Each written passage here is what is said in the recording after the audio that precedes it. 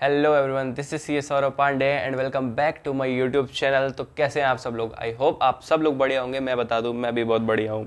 तो दोस्तों, जैसा कि आप सब लोग जानते हैं, सीए कोर्स में अब नई स्कीम लॉन्च हो गई है, new scheme for education and training, जो कि एप्लीकेबल है हमारे जून 24 अटैम्प्ट से और उसके बाद के एग्ज़ाम से। जो कि हमारा दिसंबर में अगर सीए फाइनल से एग्ज़ाम कोई दे रहा है तो नवंबर में जो भी अटैम्प्ट पड़ेगा, या सीए फाउंडेशन दे रहा है जो भी अटैम्प्ट, उसका नेक्स्ट अटैम्प्ट पढ़ने वाला है वो ओल्ड स्कीम का लास्ट अटैम्प्ट होगा। उसके बाद जो है हमारी नई स्कीम एप्लीकेबल हो जाएगी। तो आज जो है वो हम पढ़ने जा रहे हैं सीए फाउंडेशन की बिजनेस लॉ न्यू स्कीम के अंडर जो भी कोर्स हमारा एप्लीकेबल है वो। जैसा कि आप सब लोग जानते हैं, बिजनेस लॉ का हमारा सेकंड पेपर होता है जो कि अब 100 मार्क्स का हो गया है और पूरा थ्योरेटिकल पेपर होने वाला है। तो आइए सबसे पहले देख लेते हैं कि बिजनेस लॉ में हमारे पास क्या क्या टॉपिक्स हैं जो कि हमें कवर करने हैं हमारी न्यू एजुकेशन स्कीम के अंडर, और कैसे हम इसको कवर करेंगे अपने आने वाले दिनों में। तो चलिए शुरू करते हैं। तो दोस्तों, जैसा कि आप सब लोग देख सकते हैं, हमारे पास जो पेपर 2 है वो है बिजनेस लॉ, जो कि है पूरे 100 मार्क्स का। अगर हम बात करें कि इसके अंदर हमें क्या क्या टॉपिक्स पढ़ने को मिलेंगे, तो वो है इंडियन रेगुलेटरी फ्रेमवर्क, दूसरा है इंडियन कॉन्ट्रैक्ट एक्ट 1872, तीसरा है the sales of goods act 1930, चौथा है the Indian partnership act 1932, fifth जो हम पढ़ेंगे वो है the limited liability partnership act 2008, उसके बाद है द कंपनीज एक्ट 2003, उससे बाद हम पढ़ेंगे द नेगोशिएबल इंस्ट्रूमेंट एक्ट 1881। तो बेसिकली हमारा जो भी सिलेबस है वो 7 पार्ट में डिवाइडेड है। उसके बाद जो भी ऑब्वियसली जो अमेंडमेंट्स आते हैं, जो भी चेंजेस आते हैं लॉ में, वो हमको ऑब्वियसली पढ़ने ही पड़ेंगे हमारे रेलिवेंट एग्ज़ाम के लिए, रेलिवेंट अटेम्प्ट्स के लिए। तो बेसिक क्या है, अगर हम बात करें ऑब्जेक्टिव की कि हम ये सब्जेक्ट पढ़ क्यों रहे हैं भाई, हमको बिजनेस लॉ जानने की ज़रूरत क्यों है एज अ सीए, तो to develop general legal knowledge of the law of contract, sale and understanding of various forms of businesses and their functions to regulate business environment. एक बात आप समझ लीजिए, एज अ सीए हमको कोई criminal law पढ़ने की ज़रूरत नहीं, कोई सिविल लॉ दूसरा कोई पढ़ने की ज़रूरत नहीं है। हमको बेसिकली नॉलेज होनी चाहिए बिजनेस लॉज की, इकोनॉमिक लॉज की, ताकि क्या है कि हम जो भी डेली टू डेली कोई भी अगर हम बिज़नेस का पार्ट बनते हैं या कोई अपना बिज़नेस चालू करते हैं, तो हमको एक सर्टेन लॉ के बारे में पता होना चाहिए जो कि हमारे ऊपर एप्लीकेबल होता है उस चीज़ को रन करने के टाइम पर। तो बेसिकली उसी की अंडरस्टैंडिंग के लिए, आपको एक बहुत बेसिक नॉलेज प्रोवाइड करने के लिए हमारे पास ये पेपर 2 में बिजनेस लॉज के कुछ टॉपिक्स हैं जो कि आप, सच्ची बता रहा हूँ, आप यकीन मानिए बहुत ही ज़्यादा इंटरेस्टिंग है। ये आने वाले दिनों में आप खुद देख लेंगे। अगर हम बात करें इंडियन रेगुलेटरी फ्रेमवर्क की, तो ये जो है ये नया इंट्रोड्यूस करा गया है टॉपिक। बेसिकली जो मेरे को लगता है अच्छा किया गया है। कुछ लोगों को लग सकता है कि ये फालतू का कोर्स बढ़ा दिया गया है, बट ऐसा बिल्कुल नहीं है भाई। इंडियन रेगुलेटरी फ्रेमवर्क से आपको एक बेसिक अंडरस्टैंडिंग मिलेगी लॉ के बारे में। भाई क्या पढ़ना है उससे पहले ये जान लो कि वो है क्या और क्यों पढ़ना है, ठीक है? तो वो ज़्यादा अच्छी चीज़ है फॉर बेटर अंडरस्टैंडिंग, ताकि आप आगे जाके कुछ चीज़ें काफ़ी अच्छे से रिलेट कर पाएँ। तो इंडियन रेगुलेटरी फ्रेमवर्क हमारा पहला टॉपिक है। अगर हम बात करें, जून 24 अटैम्प्ट से ये न्यू स्कीम के अंडर एप्लीकेबल है जो भी हम पढ़ेंगे, और जैसा कि मैंने लिखा हुआ है 7 पार्ट्स में डिवाइडेड है। बाकी जो अमेंडमेंट्स और चेंजेस वगैरह आएंगे वो हम डे टू डे बेसिस पे, जब जब वो आएंगे उस बेसिस पे हम कवर करते रहेंगे। ओके, तो चलिए हम अपना पहला टॉपिक स्टार्ट करते हैं बिना किसी देरी के, जो कि है इंडियन रेगुलेटरी फ्रेमवर्क। तो सबसे पहले अगर हम शुरुआत के 4 पॉइंटर्स पे ध्यान दें जो कि इसमें लिखा हुआ है फर्स्ट पेज पे, तो वो है कि हम इस चैप्टर के पढ़ने के बाद हमको क्या समझ आएगा, क्या पल्ले पड़ेगा। तो पहला है कि meaning of law and it's sources. Law क्या है और उसके क्या क्या सोर्सेज हैं, लॉ को बनाने के क्या सोर्सेज हैं।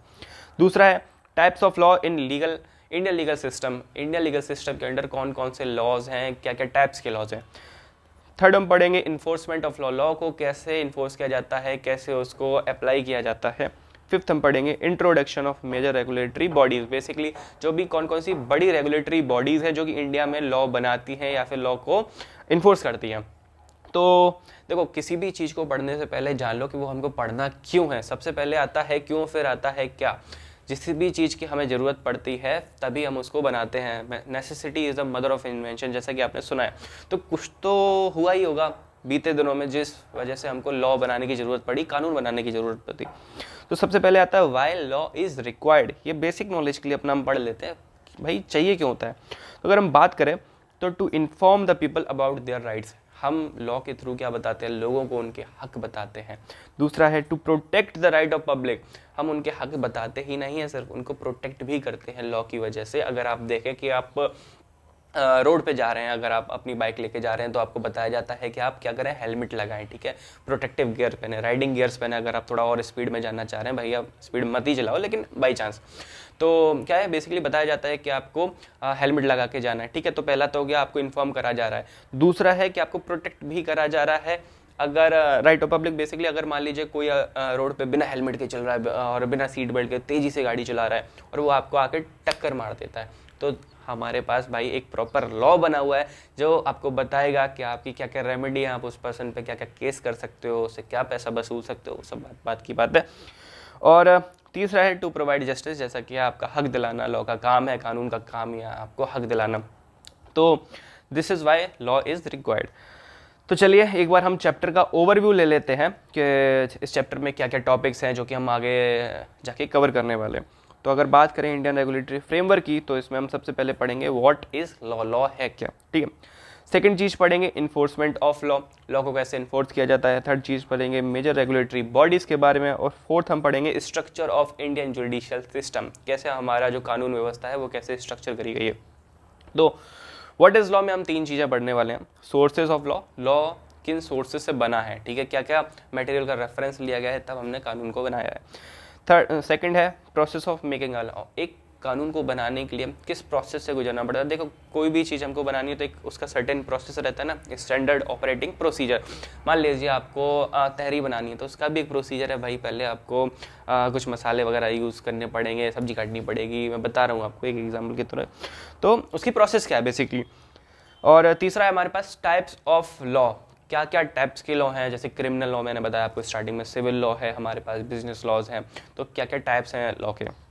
उसके बाद आता है अगर मेजर रेगुलेटरी बॉडीज़ की बात करें तो उसमें हमारे पास मिनिस्ट्री ऑफ फाइनेंस है, MCA है, सेबी है, RBI है, IBBI है, इन सब के बारे में हम चैप्टर में डिटेल में पढ़ेंगे। Ministry of law and justice है, ठीक है। टाइप्स ऑफ लॉ में जैसा यहाँ पे लिखा हुआ है क्रिमिनल लॉ है, सिविल लॉ है, कॉमन लॉ है, प्रिंसिपल ऑफ नेचुरल जस्टिस है, ये सब क्या है इसके बारे में हम आगे डिटेल में चैप्टर में पढ़ेंगे।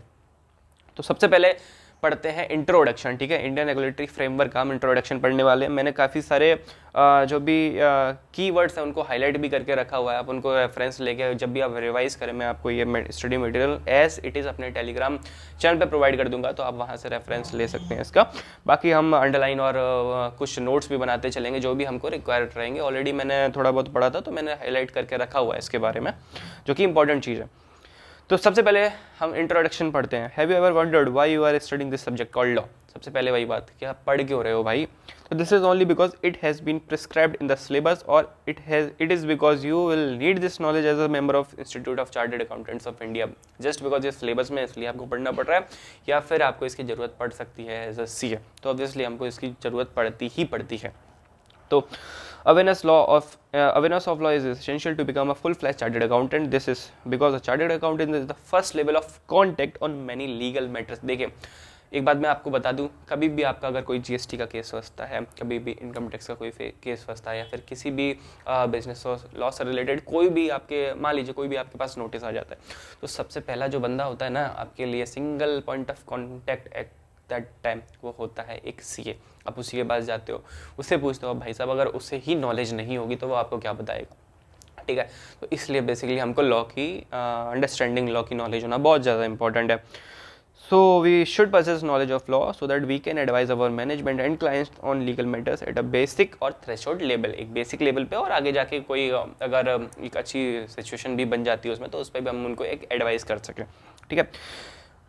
चार्टर्ड अकाउंटेंट एडवोकेट्स नहीं होते, ये भी बात आप ध्यान रखें। ऐसा नहीं है कि वो कोर्ट में जाके कह रहे हैं जज साहब तारीख पे तारीख, ऐसा नहीं हो सकता है। देखिए हम एडवाइस करते हैं लीगल मैटर्स पे जो कि रिलेटेड होते हैं बिजनेस लॉ से रिलेटेड होते हैं। हम कोई ऐसा नहीं कि किसी का मर्डर हुआ है और आप किसी चार्टर्ड अकाउंटेंट को हायर कर लेंगे जाके, ऐसा नहीं होता, ठीक है।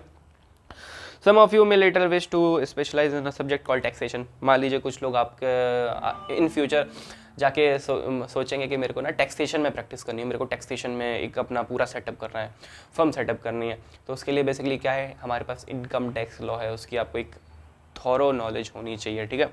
तो remember, tax laws are also laws. In order to become an expert in taxation, you should possess a basic awareness of the legal and regulatory framework of our country.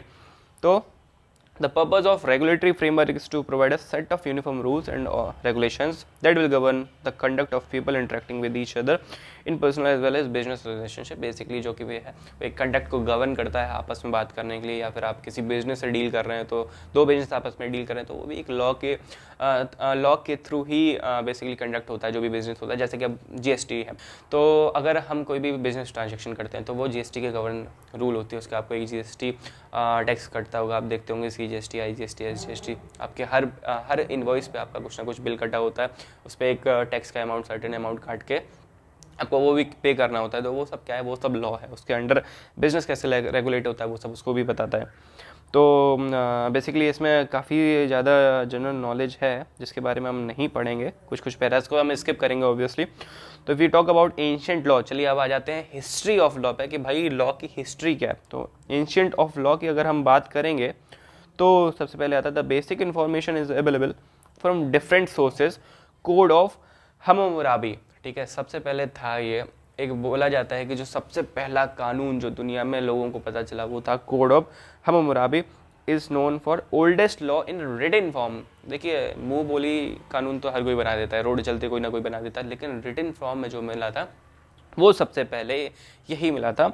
जो एक किंग थे हम्मुराबी रूल्ड बेबीलोन. बेबीलोन जो है वो Iraq में था, और for the period from 1792 BC to 1758 BC. आप सोच सकते हैं कितना ज़्यादा पुराना है जो कि रिटन फॉर्म में हमारे पास कोई लॉ और बेसिकली कोई भी कानून लिखा हुआ था. बहुत पुराना है, हिस्ट्री बहुत पुरानी है लॉ की basically.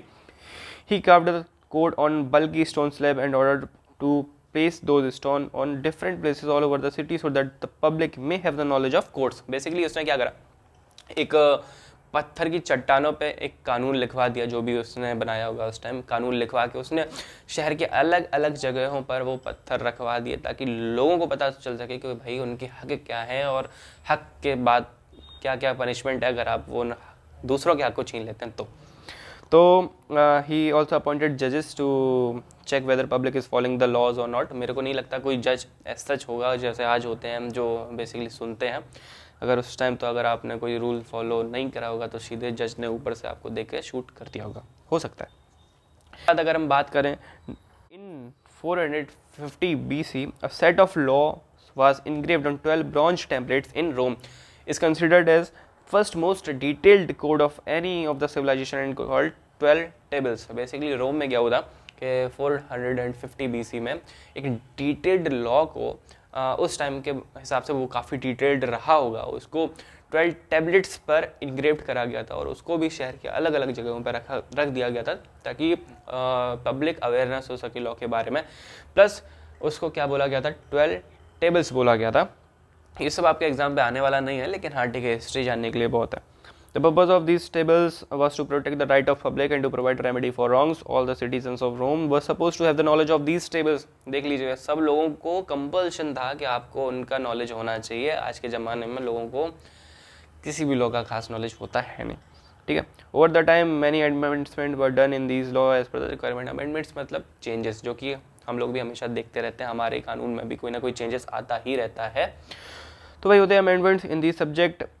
You will introduce to many laws. Therefore, in this chapter, we will first understand how these laws are made and how they are implemented. Basically, ये लॉ बनते कैसे हैं और इनको इम्प्लीमेंट कैसे करा जाता है, ये इस चैप्टर में हम पढ़ने वाले हैं. तो हमने पढ़ लिया बेसिक हिस्ट्री के बारे में. लॉ की स्टार्ट हुआ था 1950 BC समथिंग अराउंड. बेबीलोन में किंग हम्मुराबी थे, फिर 450 BC में रोम में आया. ठीक है, तो बस हिस्ट्री जान ली बहुत है. इसके बाद चलिए पढ़ते हैं व्हाट इज़ लॉ. सबसे पहले पढ़ते हैं व्हाट इज़ लॉ. भाई जो वर्ड्स मैंने अंडरलाइन करे हुए हैं ये बहुत इंपॉर्टेंट है. अगर एग्जाम में आता है तो ये वर्ड्स आप लिख के आएंगे तो पूरे मार्क्स मिलेंगे, डोंट वरी. तो व्हाट इज़ लॉ, सबसे पहले हम पढ़ते हैं व्हाट इज़ लॉ. तो लॉ क्या है? Law is a set of obligations and duties imposed by the government for securing welfare. Basically set of duties हैं. इम्पोज कौन करती है? ऑब्वियसली लॉ जो बनाती है वो गवर्नमेंट बनाती है. For securing welfare and providing justice to society. Society को हक दिलाने के लिए लॉ को बनाया जाता है. India's legal framework reflect the social, political, economic and cultural aspect of our vast and diversified country. India में जो भी लॉ है उनमें 4 चीज़ें आपको प्रमुख तौर पर देखने को मिलेंगी, जिसमें फर्स्ट है सोशल, सेकंड है पॉलिटिकल, थर्ड है इकोनॉमिक्स और फोर्थ है कल्चरल। अगर आप शॉर्ट में इसको याद करना चाहें तो स्पेक इसका बनेगा। और एस से हो गया सोशल, पी से हो गया पॉलिटिकल, ई से हो गया इकोनॉमिक, सी से हो गया cultural aspect of our vast and diversified country. जैसा कि हम जानते हैं जो हमारा भारत देश है वो विभिन्नताओं का देश है, डाइवर्सिफाइड कंट्री है हमारी। तो इस कंट्री में बेसिकली अलग अलग तरह के कस्टम हैं, अलग अलग तरह के कल्चर्स हैं जिनको हम फॉलो करते हैं। तो उस हिसाब से उसकी झलक कहीं ना कहीं आपको हमारे कानून में भी देखने को मिलेगी। ठीक है, इसके बाद आते हैं हम सोर्सेज ऑफ लॉ पे। तो हमने सबसे पहले पढ़ लिया व्हाट इज लॉ, उससे पहले पढ़ लिया था इंट्रोडक्शन। थर्ड टॉपिक है हमारा सोर्सेज ऑफ लॉ। भाई लॉ के सोर्स क्या है? तो the main source of law in India are the constitution. Constitution basic भारत का संविधान, कॉन्स्टिट्यूशन हमारा जो है वो हमारा मेन सोर्स होता है किसी भी लॉ को बनाने के लिए। याद रखिए को जो भी कॉन्स्टिट्यूशन का प्रियम्बल है उसको हम कभी भी चेंज नहीं कर सकते और उसको कभी भी नज़रअंदाज नहीं कर सकते किसी भी लॉ को बनाने के लिए। तो constitution of India is the main source of our India's law basically. The statutes और laws made by parliament and state assemblies. Basically जो लॉज और इंस्टीट्यूट्स बनाती है पार्लियामेंट और स्टेट असेंबलीज बनाती हैं वो हमारे मेन सोर्स ऑफ लॉ होते हैं बनाने के लिए। प्रेसिडेंट्स और the judicial decisions. Precedents basically कोई भी पुराना कभी भी कोई डिसीजन लिया था, ऐसा सुप्रीम कोर्ट ने कोई भी लैंडमार्क जजमेंट लिया था तो उसको भी कभी कभार कंसिडर करा जाता है लॉ, किसी भी नए लॉ को बनाने के लिए। और जुडिशियल डिसीजंस वही बात है, जुडिशियल कोई भी ऐसा डिसीजंस जो कि हिस्टोरिक डिसीजंस होते हैं, लैंडमार्क डिसीजंस होते हैं। और various courts and in some cases established custom and usages. Even customs and usages को भी कंसिडर करा जाता है। कोई भी कस्टम यानी कि कोई भी परंपरा है तो उसको भी हम लॉ बनाने के लिए कभी कभार उसको भी कंसिडर करते हैं। You must be aware that India is a parliamentary democracy. Basically parliamentary democracy होती क्या है, जहाँ पे क्या है एक जो कंट्री है वो एक पार्लियामेंट के थ्रू रन होती है, जहाँ पर कौन लोग जाते हैं, बेसिकली हम ही हैं जो इस देश को चला रहे हैं। कैसे? हम अपना एक रिप्रेजेंटेटिव चूज़ करते हैं, फिर वो जाता है पार्लियामेंट में। अब क्योंकि हमारा चूज़ करा गया है तो हमारे अकॉर्डिंग काम करेगा। ठीक है, बात समझ लीजिए, होता भले ही कुछ और हो लेकिन बेसिक फंडा यही है कि हम किसी को चूज़ कर रहे हैं काम करने के लिए, वो जा रहा है पार्लियामेंट में, वो हमारे बिहाफ पे काम कर रहा है। ठीक है, तो पार्लियामेंट्री डेमोक्रेसी है हमारा India. We have a constitution which is the basis and source of all laws. जो भी हमारा कॉन्स्टिट्यूशन है, जो भी भारत का संविधान है, वो एक बेसिस और सोर्स है हमारे सारे लॉज का। We elect our representative to the parliament as well as to the legislative assemblies of various states. जैसे कि हम लोग MLAs को चूज़ करते हैं, MPs को चूज़ करते हैं, MPs पार्लियामेंट में जाते हैं, स्टेट असेंबलीज में हमारे MLAs जाते हैं जो कि होती है विधायक, चाचा विधायक हमारे बोलते हैं यहाँ लोग। इसके बाद होता है these representative of the people make laws in parliament और in their state assemblies as the case में be. So parliament is the ultimate law making body. Basically parliament क्या है, हमारी अल्टीमेट लॉ मेकिंग बॉडी है। अगर हम parliament को थोड़ा सा डिटेल में पढ़ें तो पार्लियामेंट है क्या? देखो पार्लियामेंट ना 3 लोगों को मिला के बनता है। उसमें 2 पार्ट में मान लो, एक होता है प्रेसिडेंट जो हमारे भारत के राष्ट्रपति हैं, वो सबसे ऊपर। ठीक है, उसके बाद आते हैं 2 हाउसेस हमारे पार्लियामेंट में, एक है लोअर हाउस जिसको बोलते हैं हम लोकसभा, हाउस ऑफ पीपल, और उसके बाद है एक अपर हाउस जिसको बोलते हैं हम राज्यसभा, जिसको बोलते हैं काउंसिल ऑफ स्टेट्स। तो इन 3 लोगों को मिला के हमारा पार्लियामेंट बनता है। बेसिकली किसी भी लॉ को पास करने के लिए पार्लियामेंट में जो फाइनल सिग्नेचर चाहिए होता है वो होता है हमारे प्रेसिडेंट साहब का। उससे पहले हमारा बिल लोकसभा और राज्यसभा से होकर गुजरता है, पहले वहाँ पर पास होता है। ठीक है, तो people elect representative who become member of parliament, जैसा मैंने आपको बताया जो आगे हमारी पार्लियामेंट्री डेमोक्रेसी में होता है। ठीक है, स्टेट असेंबलीज MLAs होते हैं स्टेट असेंबलीज में, विधानसभा जिसको हम लोग बोलते हैं, लखनऊ में है जैसे यूपी की विधानसभा, या फिर पटना में है बिहार की विधानसभा, मुंबई में ऑब्वियसली महाराष्ट्र की है। तो इस तरीके से पार्लियामेंट जो हमारा है वो है ultimate law making body, supreme law making body हमारी पार्लियामेंट। ठीक है, the law passed by parliament में अप्लाई थ्रू आउट ऑल और पोर्शन ऑफ इंडिया। बेसिकली इस लाइन का मतलब यह है कि पार्लियामेंट में जो भी लॉज पास होते हैं वो हो सकता है या तो पूरे इंडिया पे एप्लीकेबल हो, या फिर हो सकता है कुछ पार्ट्स पे इंडिया के एप्लीकेबल हो। जैसे कि आप कोई भी पुराना लॉ अगर देखेंगे उठा के, कोई भी पुराना कानून देखेंगे उठा के, तो उसमें एक लाइन लिखी होती थी applicable in whole India except Jammu and Kashmir. Jammu and Kashmir को मोस्टली क्या करा जाता था कि अलग कर दिया जाता था किसी भी लॉ की एप्लीकेबिलिटी के टाइम पर। तो पार्लियामेंट डिसाइड कर सकती है किसी भी लॉ को पास करने से पहले कि इसकी एप्लीकेबिलिटी किस किस स्टेट में या फिर किस किस टेरिटरी में होगी विद इन आवर कंट्री। वहीं पर अगर हम बात करें where is the law passed by state legislature may apply only within the border of the state concern. Basically अगर महाराष्ट्र का कोई लॉ पास हुआ, महाराष्ट्र की स्टेट असेंबली में कोई भी लॉ पास करे तो वो लॉ सिर्फ महाराष्ट्र में ही एप्लीकेबल होगा, ना कि जाके कर्नाटक या तेलंगाना में एप्लीकेबल हो जाएगा। ठीक है, तो जो पार्लियामेंट होती है वो पूरी कंट्री पे लॉ लगा सकती है, लेकिन जो स्टेट असेंबलीज होती हैं, स्टेट लेजिस्लेटिव असेंबलीज होती हैं, वो जो है वो सिर्फ विद इन स्टेट ही एक लॉ को अप्लाई कर सकती हैं, इन्फोर्स कर सकती हैं। ठीक है, उसके बाद अगर हम बात करें, ठीक है, फिर आ जाता है कहीं ना कहीं हिस्ट्री ही दे रखी है जो कि इंडियन लॉ की हिस्ट्री है। तो the government of India act 1935, India में गवर्नमेंट ऑफ इंडिया एक्ट बना था 1935 में। बेसिकली जब हम अंग्रेजों के ज़माने में थे, ब्रिटिशर्स का रूल चल रहा था, उस टाइम पर ये एक्ट बना था जो कि passed by the parliament of the United kingdom. UK की पार्लियामेंट ने इसको पास करा था। Is the precursor of the constitution of India. Precursor basically जिसका हम रेफरेंस लें जो कि पहले हो चुका है, मैंने ऊपर उसका मीनिंग भी लिख रखा, समथिंग दैट कम्स और हैपेंड बिफोर समथिंग। तो बेसिकली जो कॉन्स्टिट्यूशन ऑफ इंडिया है उससे पहले हमारे पास आया था गवर्नमेंट ऑफ इंडिया एक्ट 1935 में। हमको यूके की पार्लियामेंट में वो पास करके इंडिया के लिए बनाया गया क्या लॉ था। ठीक है, it defined the character of the government from unitary to federal. Basically उस लॉ में क्या था, जो गवर्नमेंट का नेचर था, जो कि इंडिया की गवर्नमेंट का नेचर था, उसको बताया गया था कैसी होगी, यूनिटरी नहीं होगी, फेडरल होगी। यूनिटरी मतलब सेंट्रलाइज्ड पावर, सिर्फ एक आदमी पूरी कंट्री को चला रहा है, जैसे कि होता था ना राजाओं के टाइम में, किसी भारत का बादशाह ये है या फिर भारत का राजा ये है, आपने सुना होगा, तो वो पूरे रूल कर रहा है। बट ऐसा नहीं था, इंडिया को बनाया गया फेडरल स्टेट हमारा, जहाँ पे पावर को डिस्ट्रीब्यूट करा गया। कुछ पावर सेंट्रल के पास है, यानी कि कुछ पावर भारत सरकार के पास है, कुछ पावर हमारी राज्य के पास है, स्टेट गवर्नमेंट के पास है। तो power were distributed between center and state to avoid any dispute. In 1937 federal code were established। Federal code एक बनाई गई थी 1937 में। फेडरल कोड बेसिकली एक जो कि उस टाइम की सुप्रीम बॉडी रही होगी कोर्ट्स में, and had the जुडिक्शन of applet original and advisory. Basically applet original and advisory उसका जुडिक्शन था एप्लेट। और इसका अगर मैं आपको बताऊं फेडरल कोड का, तो एप्लेट जुडिक्शन मतलब can apply against judgment of lower court. जहाँ पर मान लीजिए जैसा इंडिया में अभी होता है, जहाँ पर कोई भी हाई कोर्ट का डिसीजन मान लीजिए आया, तो हाई कोर्ट के डिसीजन को आप कहाँ पर जाके चैलेंज कर सकते हैं, आप सुप्रीम कोर्ट में जाके चैलेंज कर सकते हैं। तो सुप्रीम कोर्ट का क्या है, एपेलेट जुरिडिक्शन है सुप्रीम कोर्ट के पास, यहाँ की उससे लोअर कोर्ट की सुनाए गए फैसले को आप वहाँ पर जाके चैलेंज कर सकते हैं, वो आपकी सुनवाई करेगा। इसके बाद आता है ओरिजिनल जुरिडिक्शन। इसका मतलब होता है कि कुछ ऐसे मैटर्स होते हैं जो कि सिर्फ और सिर्फ उस ही कोर्ट में सुने जा सकते हैं। ठीक है, कुछ ऐसे मैटर्स होते हैं जो कि सिर्फ सुप्रीम कोर्ट ही सुन सकता है और किसी अदर कोर्ट के पास उसकी ऑथराइजेशन नहीं होती है। उसके बाद होता है एडवाइजरी। एडवाइजरी बेसिकली ऐसा रोल हो गया जहाँ पर मान लीजिए प्रेसिडेंट को या किसी को भी एडवाइस की ज़रूरत है, तो वो कोर्ट से पूछता है किसी भी लॉ को बनाने से पहले। भाई कोर्ट तो माहिर है, भाई जो जजेस हैं, जो भी एडवोकेट्स हैं, तो कोर्ट से पूछा जाता है, एडवाइस ली जाती है, तो एडवाइजरी रोल भी वो प्रोवाइड करता है। ठीक है, बट हर किसी को नहीं भाई, प्रेसिडेंट वगैरह को।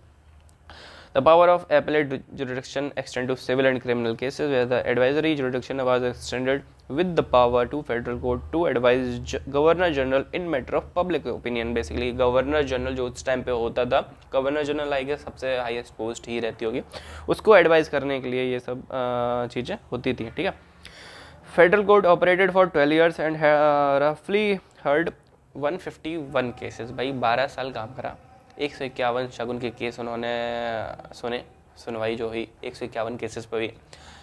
आज के ज़माने में पर मिनट 151 से ज़्यादा ही केस हो रहे होंगे, तो भाई वो 12 साल में 151 केस सुने, तो वो भी उन्होंने अपने ही सुने होंगे, हमारे तो घंटा नहीं सुने होंगे। ठीक है, federal court was supplanted by India's current apex court the supreme court of India.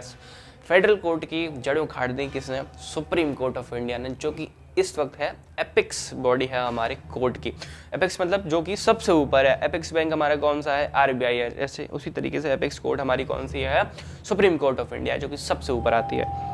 The Constitution of India 1950 the foremost law that deals with the framework within which our democratic system work.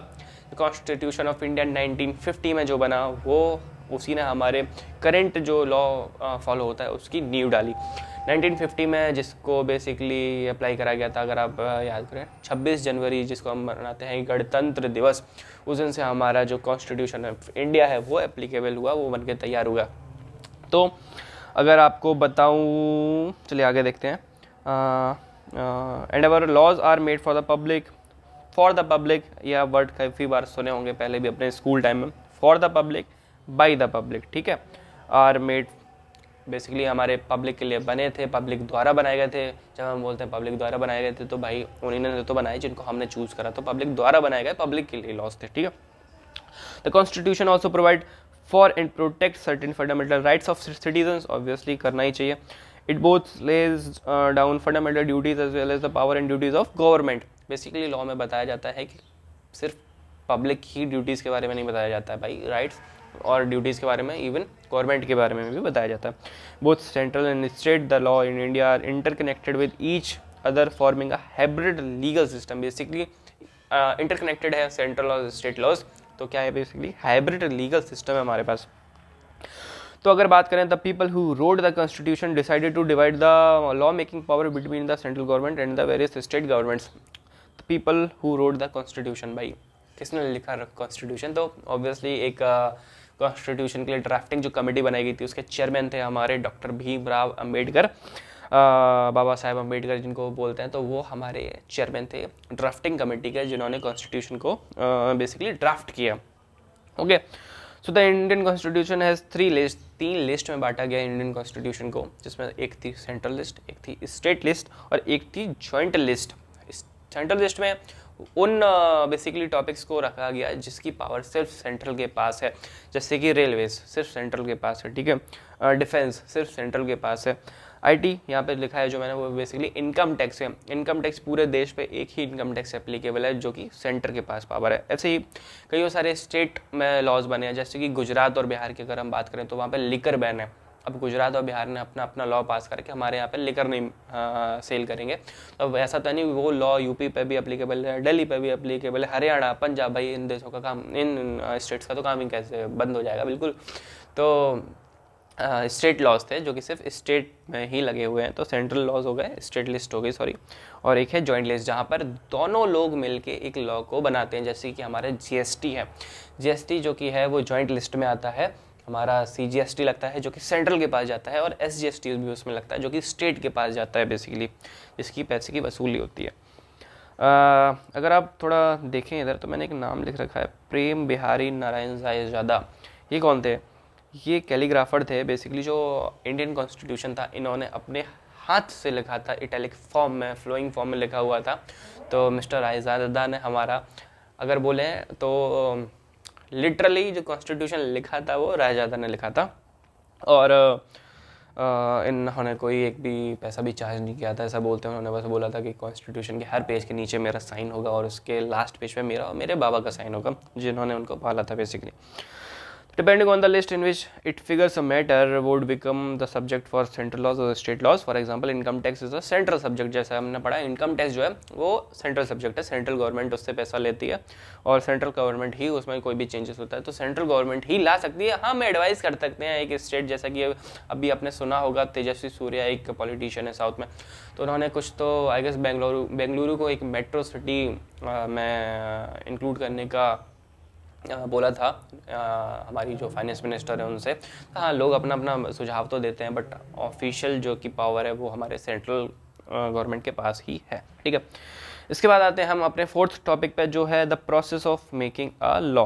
भाई law बनाने की process क्या है, किस एक standard operating procedure हमने law बनाने के लिए किस उससे हमें गुजरना पड़ता है। तो अगर हम बात करें, when a law is proposed in parliament it is called a bill. Basically सबसे पहले अगर कोई भी लॉ बनाने के लिए पार्लियामेंट में प्रपोज किया जाता है तो उसको हम बोलते हैं बिल, बिल पारित हुआ ऐसा बोलते हैं ना, तो बिल सबसे पहले बोलते हैं उसको। After discussions and debates the law is passed in Lok Sabha, जो कि हमारा है लोअर हाउस ऑफ पार्लियामेंट, उसको हम लोकसभा बोलते हैं, उसमें उसको पास किया जाता है।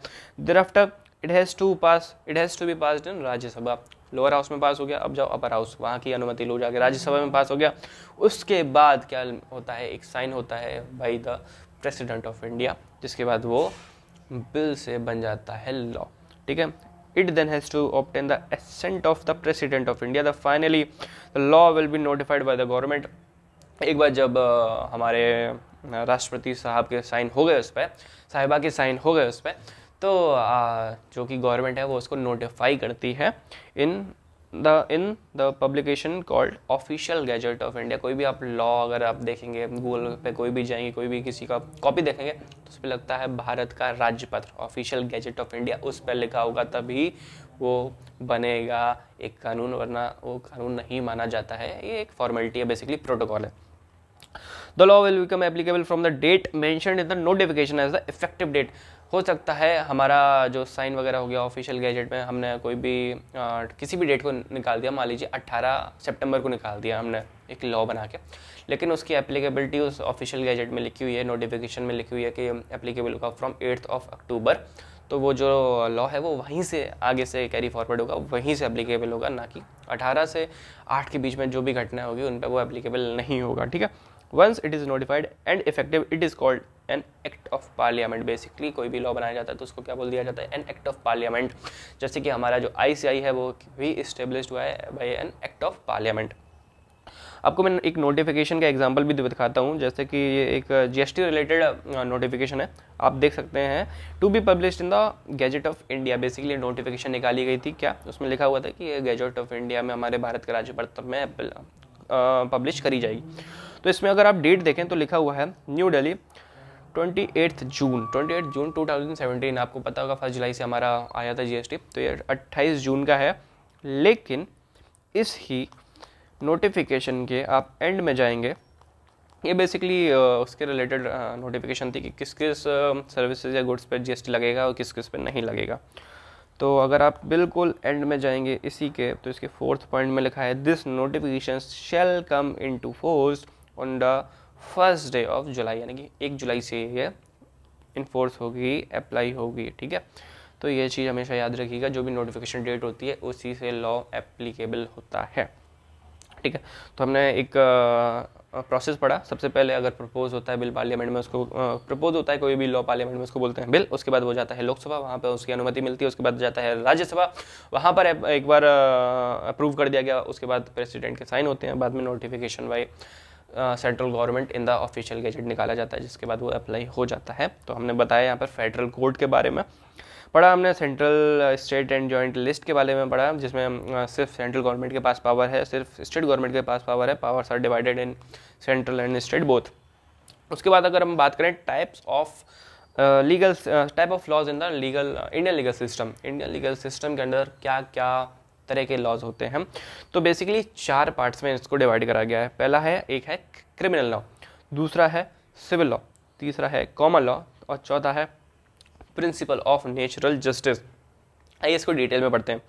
तो सबसे पहले हो गया क्रिमिनल लॉ, जैसा कि मैंने आपको लिखा भी है यहाँ पे, क्रिमिनल जस्टिस आपने देखा ही होगा। तो क्रिमिनल लॉ क्या होता है, जो भी क्रिमिनल एक्टिविटीज़ से रिलेटेड जो भी लॉ है, जिसको जो भी उसको गवर्न करता है, उसको हम लोग बोलते हैं क्रिमिनल लॉ, ठीक है। Criminal is concern with law particulars of the rule of law और public wrong and punishment of the same. Basically अगर आप किसी भी ऑलरेडी बनाए हुए रूल को तोड़ देते हैं तो वो क्रिमिनल लॉ के अंडर आ जाता है, या फिर कोई भी आप पब्लिक रॉन्ग करते हैं, आप पब्लिक में मार्केट करते हैं जाके, और उसकी जो भी पनिशमेंट होती है वो भी क्रिमिनल लॉ से ही गवर्न होती है।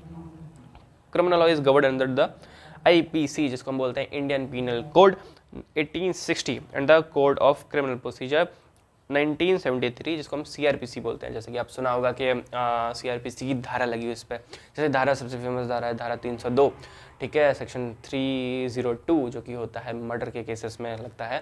तो बस एग्जांपल दे रहा हूँ भाई, क्रिमिनल लॉ है वो, ठीक है। तो जो कि इंडियन पीनल कोड है, उसमें बेसिकली लिखा हुआ है कि क्या क्या क्या क्राइम है, उसके नेचर क्या है, बेसिकली उसकी और पनिशमेंट वगैरह है वो CRPC के थ्रू रन होती है।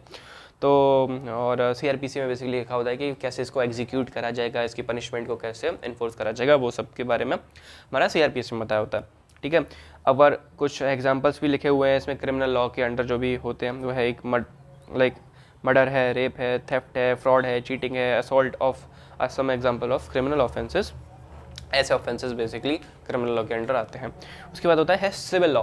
सिविल लॉ बेसिकली इसका जो मोटिव है वो बेसिकली ऐसा है कि किसी को फांसी देना है, और ये सब इसका मोटिव नहीं है। इसका मोटिव है कि आपसी फसाद को निपटाना, बेसिकली सॉल्व करना, तो वो है सिविल लॉ। जैसे कि आप देखते होंगे पुराने में जो होते थे ना, खैर उसका एग्जांपल ये नहीं है लेकिन बता रहा हूँ बस, कि जैसे पंचायत होती थी तो आपस में कुछ हो गई तो पंचायत का कोई फैसला आया तो क्या है, बेसिकली बता दिया कि भाई अपना आपस का मैटर है वो सलटा लो। तो चलिए क्रिमिनल लॉ की बात करते हैं। Matter of disputes between individual organisation are dealt under civil law, ठीक है। Civil courts enforce the violation of certain rights and obligation through the institution of a civil suit. Basically civil suit form file करना होता है अगर कोई भी civil law से related कोई भी अगर आपके पास केस आता है तो। Civil law primary focus on dispute resolving rather than punishment. जैसे कि मैंने बताया कि उसका मेन जो प्रावधान है वो ऐसा नहीं कि दंड देना है इसको। The act of process and the administration of civil law are govern by the code of civil procedure, जिसको हम सीपीसी बोलते हैं, 1908। ऐसा नहीं है इसी साल में फॉर्म हुआ होगा, हो सकता है पहले भी हो और अमेंड करके दोबारा लाया गया होगा। Civil law can be further classified into law of contract, family law, property law and law of tort. Basically civil wrong अगर कोई करता है तो इन चीज़ों में इसको कैटेगराइज करा जा सकता है सिविल लॉ को। इसके बाद अगर पढ़ें सब examples of civil law are breach of contract. मान लीजिए कोई कॉन्ट्रैक्ट का ब्रीच हुआ, मैंने और आपने कोई एक कॉन्ट्रैक्ट करा। सपोज मैं आपको क्या करने वाला हूँ, मैं आपको 10 फ़ोन डिलीवर करने वाला हूँ, ठीक है। ये हमारा बीच का कॉन्ट्रैक्ट था, आपने पैसा दे दिया, मैंने आपको फ़ोन डिलीवर करा नहीं, मैं पैसा लेके भाग गया, तो ये क्या है, ब्रीच ऑफ कॉन्ट्रैक्ट है। बेसिकली इसमें आप क्या कर सकते हो, सिविल सूट फाइल कर सकते हो मेरे अगेंस्ट में। इसके बाद होता है नॉन डिलीवरी ऑफ गुड, ये भी वही आ गया, ठीक है, डिलीवर करा नहीं good. Non payment of dues to lender, मान लीजिए आपने फ़ोन तो ले लिया पर मेरे को पैसा नहीं दिया, तो इसके लिए भी सिविल सूट फाइल करना पड़ेगा। तो और ये सब कुछ एग्जाम्पल्स हैं, ये आपके अच्छे से आप जो भी आप पढ़ रहे हैं ना, कॉन्ट्रैक्ट, गुड, नॉन पेमेंट, ये सब इंडियन कॉन्ट्रैक्ट एक्ट में आपको और अच्छे से पढ़ने को मिल जाएगा। फिर होते हैं common laws. Common laws basically तब बनाए जाते हैं, मान लीजिए कोई फैसला आया कोर्ट का, किसी कोई भी ऐसा टॉपिक था जिस पे कोई लॉ ही नहीं बना था। यार होता है ना कि किसी तो एक फेमस लॉयर ने बोला था कि जो अच्छे लॉ होते हैं वो हमेशा ख़राब आदमी की वजह से ही बनते हैं, क्योंकि ख़राब आदमी कुछ कर रहा है ख़राब, तभी तो सरकार के दिमाग में आ रहा है कि अच्छा यार ऐसा भी तो हो सकता है, तभी तो लॉ बनाए जाते हैं। आई डोंट नो किसने बताया, शायद राम जेठमलानी ने आई गेस ये स्टेटमेंट दिया था, मेरे को नहीं पता। तो कॉमन लॉ क्या है कि मान लीजिए कोई फैसला आया सुप्रीम कोर्ट का, कोई भी लैंडमार्क जजमेंट आया, तो वो सब चीज़ें जो होती हैं वो कॉमन लॉ के अंडर कवर होती हैं। तब जुडिशियल प्रेसिडेंट यानी कि कोई भी लैंडमार्क डिसीजन आया, कोई भी जुडिशियल ऐसा प्रेसिडेंट जो कि पहले दिया गया हुआ फैसला है, और the case law is common law. Judgment derived by the supreme court will be binding upon the courts within the territory of India. देख लीजिए अगर सुप्रीम कोर्ट ने कोई जजमेंट दिया है किसी भी केस के ऊपर, तो वो जो है वो with in Indian territory applicable होता है, उसको कोई भी ओवर रूल नहीं कर सकता, except president in few cases. मेरे को उसके बारे में नहीं पता। खैर अंडर आर्टिकल 141, हमेशा याद रखिए आर्टिकल हम सारे लिखते हुए चलेंगे। आर्टिकल 141 के अंडर क्या है, जो भी सुप्रीम कोर्ट फैसला देगी वो with in Indian territory he applicable होगा, ठीक है। उसके बाद आता है the doctrine of star decisis. Star decisis क्या होता है, बेसिकली जैसे एम्पायर्स कॉल होता है ना क्रिकेट में, उसके वो उसी तरीके का होता है, वो पढ़ते फिर बताता हूँ। Is a principle supporting common law, it is a Latin phrase that means to stand by that which is already decided, which has been decided, यानी कि कुछ ऐसा हुआ था जो ऑलरेडी डिसाइड हो गया था, उसी के बेसिस पे अगर कोई मान लीजिए कोई ऐसा केस आया जिसमें सिमिलैरिटीज़ हैं, काफ़ी सारे कैरेक्टरिस्टिक हैं जो कि पुराने उस केस के जो आज से 20 साल पहले हुआ था और इस केस के आपस में मिल रहे हैं, तो क्या होता है, स्टार डिसाइसिस का डॉक्ट्रिन फॉलो किया जाता है और उसी बेसिस पे इस केस के लिए भी हम लोग जजमेंट पास करेंगे, ठीक है। To stand by that which is decided, the doctrine of stare decisis reinforce the obligation of court to follow the same principle or judgment established by the previous decision while ruling a case where the facts are similar or on all four legs within the earlier decision। यानी कि सारे जो भी सारे जो भी circumstances बन रहे हैं, सारे जो भी कंडीशंस बन रही हैं, वो इस केस की सिमिलर है हमारे किसी भी पुराने केस के तरीके से, तो फिर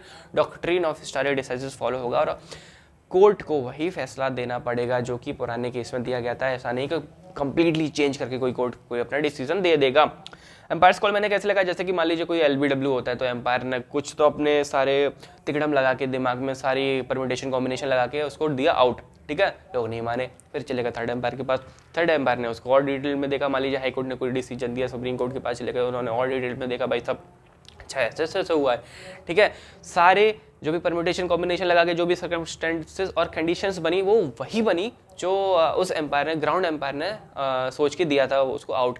तो क्या हुआ भाई, जो ग्राउंड एम्पायर ने ही फैसला दिया है उसी को थर्ड एम्पायर भी मानता है, जिसको हम बोलते हैं स्टारे डिसाइसिस। बेसिकली क्रिकेट में हो जाता है एम्पायर्स कॉल, ठीक है। तो याद रखिएगा, कोई भी अगर सडन कोई भी नया लॉ ऐसे इम्प्लीमेंट नहीं हो जाता है, अगर कोई ऐसा केस बनता है जिसकी सर्कमस्टेंसेस और कंडीशंस जो कि वो किसी सिमिलर केस से हैं जो कि पहले हो चुका है, तो उस केस में जो डिसीजन लिया जाएगा उसी ही से प्रेरणा लेके, या फिर बोल सकते हैं एग्जिट कॉपी नहीं करोगे, लेकिन ठीक है फिर भी उसी से आप उसका बेसिकली सोर्स आपको जो रहेगा डिसीजन का वो वही रहेगा। इसके बाद आता है प्रिंसिपल ऑफ नेचुरल जस्टिस। आइए, इसमें काफ़ी सारे वर्ड्स आपको फैंसी मिलेंगे। Principle of natural justice basically बोलता है कि भाई साहब, पब्लिक रॉन्ग अगर कुछ हो रहा है तो आप बेसिकली उसको आपको नहीं देखना है। मान लीजिए किसी का पर्स गिर गया, आपकी आंखों के सामने गिर गया, अब भाई दुनिया के किसी लॉ में नहीं लिखा कि आप उस पर्स को उठाओ, उसको देखे आओ, लेकिन भाई प्रिंसिपल ऑफ नेचुरल जस्टिस क्या कहता है, भाई साहब आपको दे देना चाहिए। किसी के गिरे हुए पैसे मत उठाओ, ये सब मतलब उसको दे दो बेसिकली। और मान लीजिए कोई रोड पे एक्सीडेंट हो गया तो उसकी आप हेल्प करो जाके, प्रिंसिपल ऑफ नेचुरल जस्टिस है। जैसे कि आप लोग देखते होंगे टीवीज़ में एडवर्टीजमेंट आता था कि भाई कोई एक्सीडेंट हो गया तो उसको आप जल्दी से जल्दी हॉस्पिटल ले जाओ, आप पे कोई कार्रवाई नहीं करी जाएगी कि भाई आप ही ने ठोका है, ऐसा कुछ नहीं है, ठीक है। तो प्रिंसिपल ऑफ नेचुरल जस्टिस के थ्रू ये सब चीज़ें गवर्न होती हैं। तो प्रिंसिपल ऑफ नेचुरल जस्टिस, आइए इसको पढ़ते हैं। Natural justice often known as just natural deal, ये बेसिकली एक लैटिन वर्ड होगा ये भी। Just natural deals with certain fundamental principles of justice going beyond written laws, यानी कि सिर्फ लिखा है उसकी पे फोकस मत करो यार। लिखा थोड़ी ना है कहीं पे कि पर्स उठा के दे दो, किसी गरीब की मदद कर दो, दो रोटी दे के, लिखा नहीं है लेकिन कर दो ना यार, ठीक है। नेमो जुडेक्स इन कॉजा सुआ, फिर से पढ़ लो भैया। Nemo judex in causa sua, literally meaning no one should be made a judge in his own cause and it's a rule against prejudice। Basically इस वर्ड का मतलब ये है कि मान लीजिए मेरी आपसे लड़ाई होगी, ठीक है, अब हमारी लड़ाई में हम ही जज नहीं होंगे भाई, कोई थर्ड पर्सन को बुलाओ जो कि अनबायस्ड डिसीजन ले, क्योंकि मेरी मान लो हमारी तुम्हारी लड़ाई, अगर मैं जज हूँ तो मैं अपने फेवर में फैसला दूंगा, तुम जज हो तो तुम अपने फेवर में फैसला दोगे, लेकिन इसके लिए बोलते हैं कि किसी थर्ड पर्सन को लेके आओ। ऐसा नहीं कि जो लड़ाइयाँ कर रहे हैं वही जज बन गए, ठीक है ना। रोड पे जैसे बोलते हैं ना, रोड पे लड़ाई हो गई तो ऐसा नहीं है कि खुद ही जज बन के फैसला सुना के किसी को मारपीट दिया, ऐसा नहीं करना, ठीक है। तो ये बेसिकली वर्ड उसका मीनिंग है। फिर आते हैं ऑडी अल्ट्रम, काफ़ी सारे फैंसी वर्ड आपको सुनने में आए, जस्ट नेचुरल, ठीक है, नेमो जुडेक्स इन कॉजा सुआ, फिर आया ऑडी अल्ट्रम। बेसिकली ऑडी अल्ट्रम पार्टम, सॉरी 3 वर्ड है, ऑडी अल्ट्रम पार्टम, AAP, literally meaning hear the other party और give the other party a fair hearing. Basically दूसरे को बोलने का, उसको तुम्हें सुनने का अधिकार होना चाहिए। ऐसा नहीं है कि एक ही आदमी का तुमने सुना और फैसला दे दिया। बेसिकली क्या होता है, लड़का लड़की की लड़ाई हुई, लोगों ने सिर्फ लड़की का पक्ष को सुना, उसको समझा और बाद में क्या हो गया, वहीं फैसला दे दिया, लेकिन देखा ही नहीं कि लड़के का क्या है, सुना ही नहीं उसका। मैं बस बेसिक एग्जांपल दे रहा हूँ, ऐसा मेरे साथ नहीं हुआ, अच्छी बात है, ठीक है। और and reason decision are the rule of natural justice. Basically एक रीजनिंग होनी चाहिए किसी भी डिसीजन को देने से पहले कि भैया आपने ऐसा डिसीजन क्यों लिया, आप किस बेसिस पे आपने ऐसा डिसीजन दिया, तो वो सब चीज़ होनी चाहिए नेचुरल जस्टिस में। A judgment can override or alter a common law but it can not override or change the statutes. Basically क्या होता है कि कोई भी जजमेंट अगर आपने नेचुरल जस्टिस में पास करा तो वो ठीक है, एक कॉमन लॉ कोई भी है उसको ओवररूल कर सकता है, लेकिन ऐसा नहीं है भाई साहब कि वो ओवरराइड कर जाएगा। जो भी कोई भी कानून बनाया गया है पार्लियामेंट में उसको ओवरराइड नहीं करना चाहिए, ठीक है। तो ये कुछ नॉर्मल फार्मूले हैं, नॉर्मल फंडे हैं, इसमें आपने कई सारे वर्ड पढ़ लिए, जैसे जस्ट नेचुरल, नेमो जुडेक्स इन कॉजा सुआ, ऑर्डी अल्ट्रम पार्टम, यहाँ पे भी मैंने नहीं लिखा, देखो ऑर्डी अल्ट्रम पार्टम। यहाँ पे भी एक है बहुत फेमस लैटिन वर्ड है, आपने सुना होगा विंगार्डम लेवियोसा, जैसे हैरी पॉटर में था, उसी तरीके के ये वर्ड से। तो आप पढ़ लीजिए कि याद कर लीजिए, जैसे कि जस्ट नेचुरल है तो उसका क्या मीनिंग होता था हैरी पॉटर के सेंस में, उसमें क्या होगा, कुछ उड़ने लगेगा, कुछ गिरने लगेगा, उस तरीके से तो आपको अच्छे से याद हो जाएगा।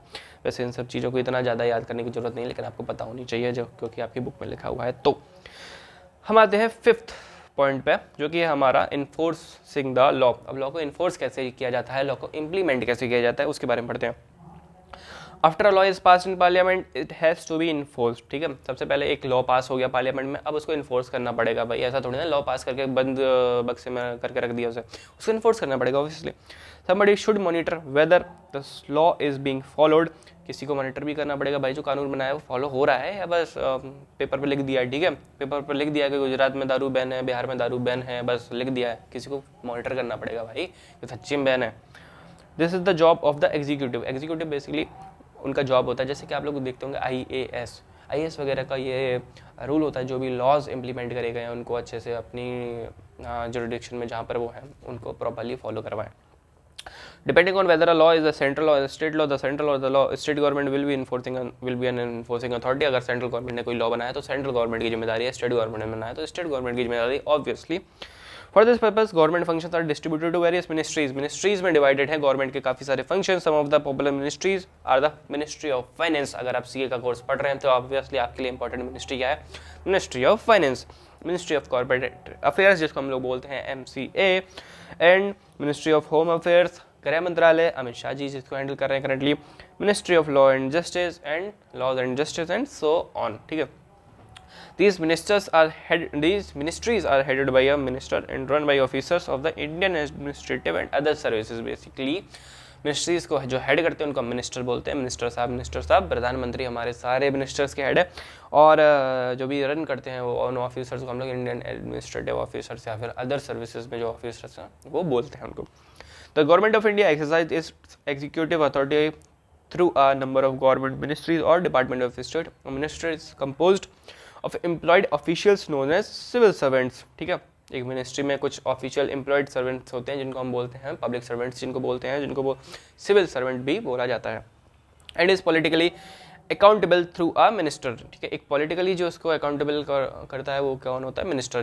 जो भी रूल्स और पॉलिसीज जो भी बनती हैं कोई मिनिस्टर फॉर्म नहीं करता ऑब्वियसली, इतना उनमें ज्ञान नहीं होता भी है कुछ में, बट उसको कौन बनाता है, IAS IPS ये सब लोग मिलके बनाते हैं। जजेस वगैरह होते हैं, एडवोकेट्स वगैरह बड़े बड़े होते हैं, बड़े बड़े ज्ञानी लोगों को मिला के एक चीज़ को फॉर्म करा जाता है। बाद में मिनिस्टर उनका रिप्रेजेंटेटिव होता है, वो लेके जाता है पार्लियामेंट में। ठीक है, तो basically most major ministries are headed by a cabinet minister who sits in the Union Council of Ministers and typically supported by a team of junior minister called the Minister of States। ठीक है, for example the income tax act. और income tax के बारे में पढ़ लें क्योंकि ये हमारे लिए सबसे ज़्यादा रेलिवेंट एक्ट है।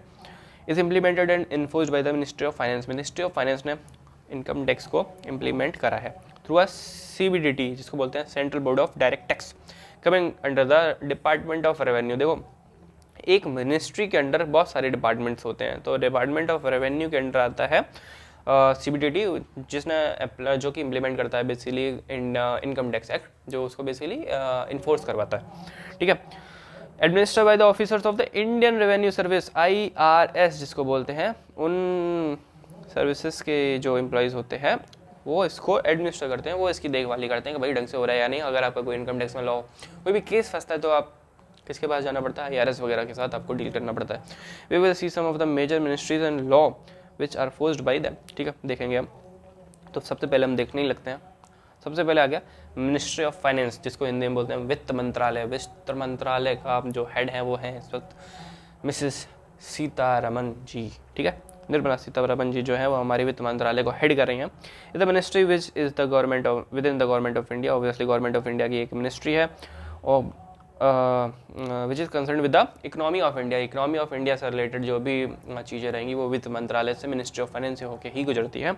Serving as the treasury of India. हर एक बड़ी ऑर्गेनाइजेशन में ना एक ट्रेजरी फंक्शन होता है। वो क्या करता है, पैसा कहाँ से आएगा, पैसा कहाँ जाएगा, पैसा कहाँ पे इन्वेस्ट करना है, पैसा कहाँ पे खर्च करना है, पैसे से कैसे पैसा और बनाए, तो वो सब क्या काम है, ट्रेजरी डिपार्टमेंट का काम होता है। ऐसे ही जैसे हर कंपनी में होता है, इसी तरीके से हमारा देश भी काइंड ऑफ एक बड़ी कंपनी है जो इसको चलाने के लिए एक ट्रेजरी डिपार्टमेंट चाहिए।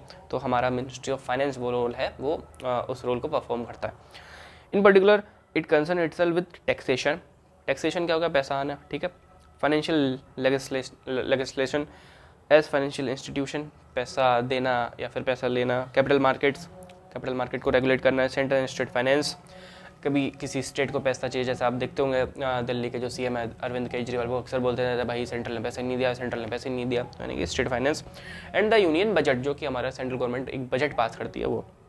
As a chartered accountant, many of your day-to-day work life will be impacted by the ministries and its proclamation, ठीक है। This ministry is so important that many ministers have preferred to hold the portfolio of finance minister also, यानी कि बहुत minister ऐसे चाहते हैं, बहुत ही ज़्यादा इंपॉर्टेंट मिनिस्ट्री ऑब्वियसली कि फाइनेंस मिनिस्टर उनका पद में उन्हें मिले, लेकिन हर कोई भैया संभाल नहीं पाता। फाइनेंस बहुत टिपिकल चीज़ है, बहुत टेढ़ी खीर है। One of the most important functions of the finance ministry is the presentation of the union budget, जो कि बजट पारित होता है। अगर आपको पता हो भाई, हर देश को इंतजार रहता है कि इस साल के बजट में क्या है, तो बहुत ज़्यादा इंपॉर्टेंट फंक्शन है यूनियन बजट को पास करना।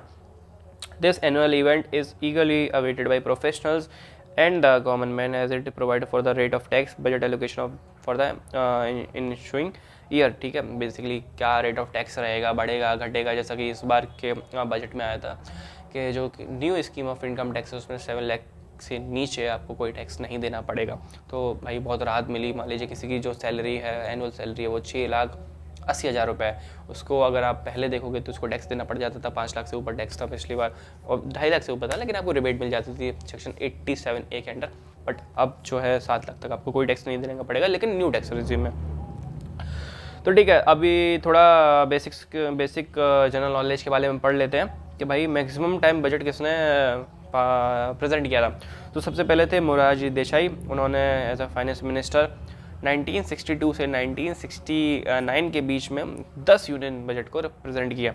उसके बाद है हमारे पी चिदम्बरम साहब, जिन्होंने 9 को करा। उसके बाद है हमारे भारत रत्न श्री प्रणब मुखर्जी जी, जिन्होंने 8 बजट को प्रेजेंट किया था। उसके बाद है हमारे यशवंत सिन्हा एंड डॉक्टर मनमोहन सिंह, जिन्होंने 8 और 6 बजट को रिस्पेक्टिवली प्रेजेंट किया हमारे पार्लियामेंट में बेसिकली। तो चलिए उसके बाद आते हैं, थोड़ा पढ़ते हैं कि जो मिनिस्ट्री ऑफ फाइनेंस है वो है क्या, उसके क्या क्या कॉन्स्टिट्यूशन में क्या उसके लिखा हुआ है बेसिकली। तो ministry of finance as apex controlling body, यानी कि फाइनेंस से रिलेटेड ये सबसे ऊपर है, ठीक है, एपेक्स कंट्रोलिंग बॉडी है। और 4 सेंट्रल सिविल सर्विसेज में नेमली इंडियन रेवेन्यू सर्विस, यानी कि IRS जो भी होगा वो इसी के अंडर आते हैं। Indian audit and account services, Indian economic services and Indian civil account services. Also the apex controlling authority of one of the central commerce services namely Indian cost and management account services, यानी कि ये जो भी services हैं इनसे जो भी dealing पानी करेगा वो कौन करेगा, मिनिस्ट्री ऑफ फाइनेंस करेगा। मिनिस्ट्री ऑफ फाइनेंस के अंदर क्या क्या डिपार्टमेंट्स आते हैं, जैसा कि मैंने आपको बताया था कि डिपार्टमेंट ऑफ जो रेवेन्यू है वो मिनिस्ट्री ऑफ फाइनेंस के अंडर आता है। तो ये पढ़ते हैं हम। डिपार्टमेंट ऑफ इकोनॉमिक अफेयर्स आता है, डिपार्टमेंट ऑफ एक्सपेंडिचर आता है, डिपार्टमेंट ऑफ रेवेन्यू यानी कि पैसा कहाँ खर्च करना है, पैसा कहाँ से कमाना है, department of financial services, department of investment and public asset management and department of public enterprises. ये सारे जो हैं वो हमारे मिनिस्ट्री ऑफ फाइनेंस के अंडर आते हैं। ओके, इसके बाद हम आते हैं मिनिस्ट्री ऑफ कॉर्पोरेट अफेयर्स। अरे भाई साहब, MCA इतना ज़्यादा काम आने वाला है आपको in future after becoming CA और ड्यूरिंग और आर्टिकलशिप, भयंकर काम। मतलब MCA की साइट पे ये देख लो, MCA की साइट पे वो देख लो, इसकी जो साइट है वो भी है www.mca.government.in आई गेस। तो मिनिस्ट्री ऑफ कॉर्पोरेट अफेयर्स का पूरा फुल फॉर्म है, जिसको हेड कर रही है इस वक्त currently Shrimati Nirmala Sitharaman ji.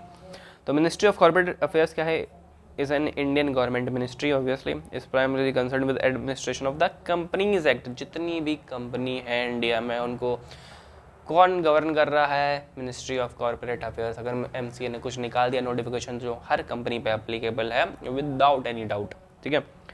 2013 companies act 1956, जैसा कि मैंने बताया था 2013 से पहले जो कंपनीज एक्ट था वो हमारा 1956 का चलता हुआ आ रहा था। Limited liability partnership act 2008, limited liability partnership है, उस पर भी MCA का ही गवर्निंग अथॉरिटी वही है। Limited liability partnership act LLP act को हम अपने कोर्स में भी पढ़ेंगे आगे जाके।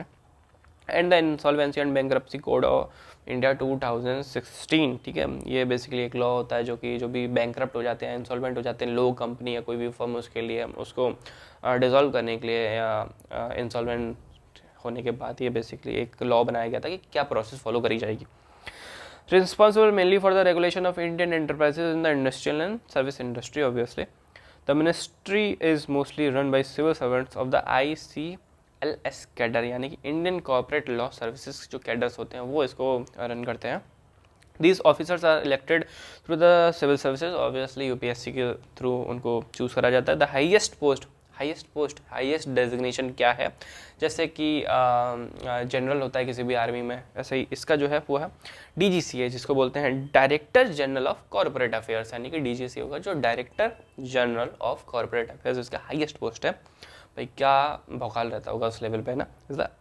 Is fixed as the apex scale for the ICLS cadres. ICLS में सबसे ऊपर आ गया। दूसरा आता है हमारा मिनिस्ट्री ऑफ होम अफेयर्स, यानी कि गृह मंत्रालय, जो इस वक्त कौन हेड कर रहे हैं, अमित शाह। गृह मंत्रालय में बेसिकली जो भी कंट्री की सेफ्टी से रिलेटेड होता है या कंट्री के विद इन टेरिटरी कोई लॉ से रिलेटेड है, वो सब गृह मंत्रालय हैंडल करता है, ठीक है। तो is the ministry of the government of India as an interior ministry of India. It is mainly responsible for the maintenance of internal security and domestic policies. The home ministry is headed by union minister of home affairs, जो कि इस वक्त हैं अमित शाह। उसके under कौन कौन से department है, डिपार्टमेंट ऑफ बॉर्डर मैनेजमेंट, ठीक है, department of border management, department of internal security, department of Jammu Kashmir and Ladakh affairs, जो कि अभी नया डिपार्टमेंट आया, department of official language, department of home, department of state, सब जो कि ऑफिशियल लैंग्वेज के अंडर में आता है। इसके बाद आता है ministry of law and justice, MLJ, okay, Michael Jackson नहीं है, MLJ यानी कि ministry of law and justice. ये क्या है, इसको बेसिकली जो हेड कर रहे हैं वो हैं अर्जुन राम मेघवाल करेंटली, और is the government of India, in the government of India as a cabinet ministry. Cabinet ministry वो मिनिस्ट्री होती है जो कि डायरेक्टली PM को रिपोर्ट करती है, ठीक है।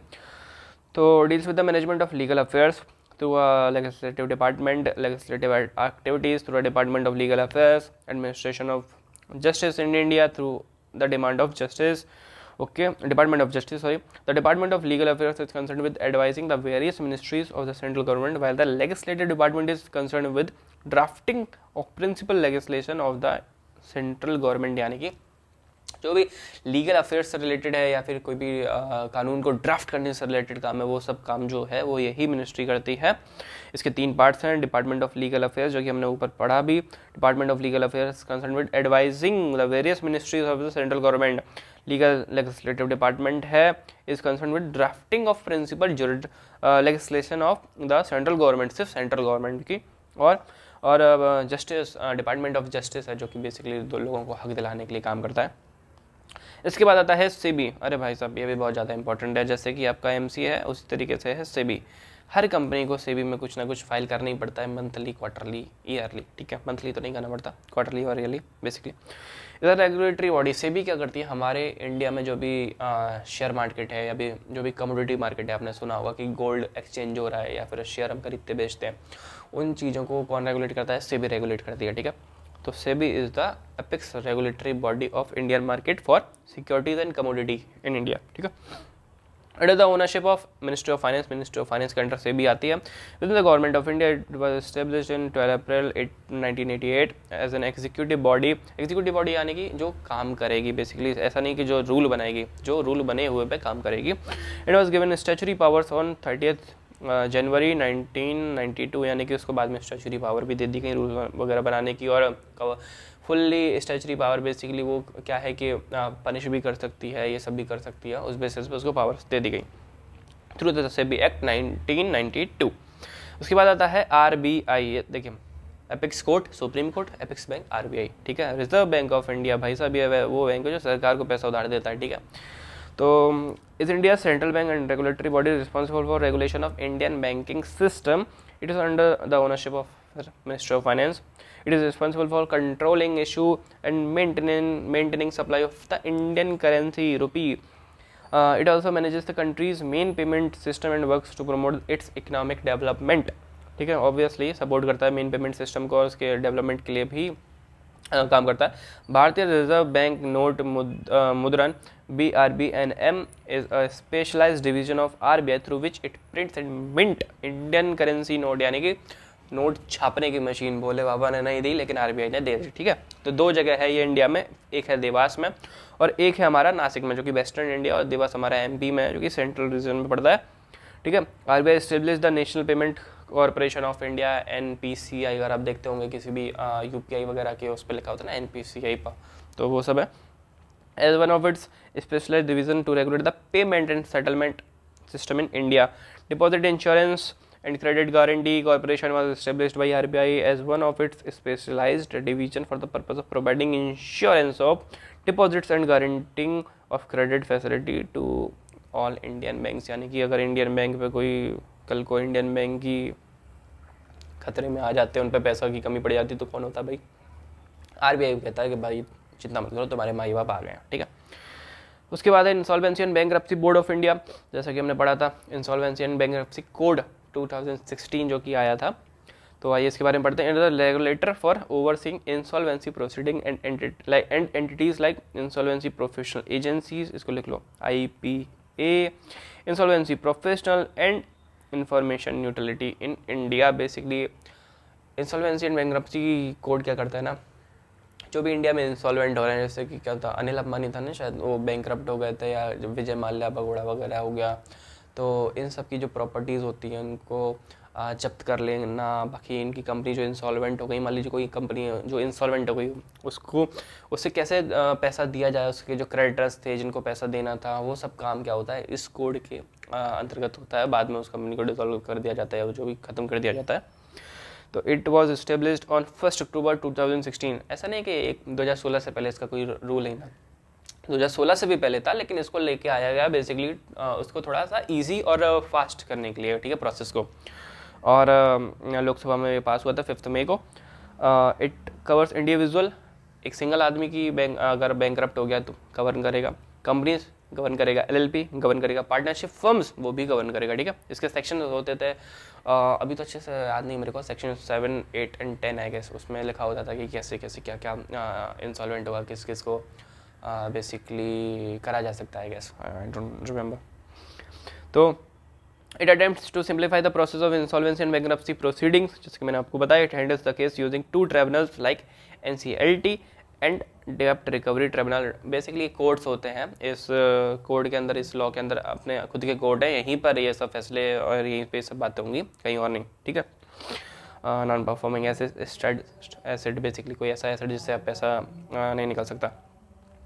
आइए इसके बाद हम पढ़ते हैं, हमारा लास्ट टॉपिक है, 6th टॉपिक है structure of the Indian judicial system. हमारा स्ट्रक्चर क्या है इंडियन जुडिशियल सिस्टम का?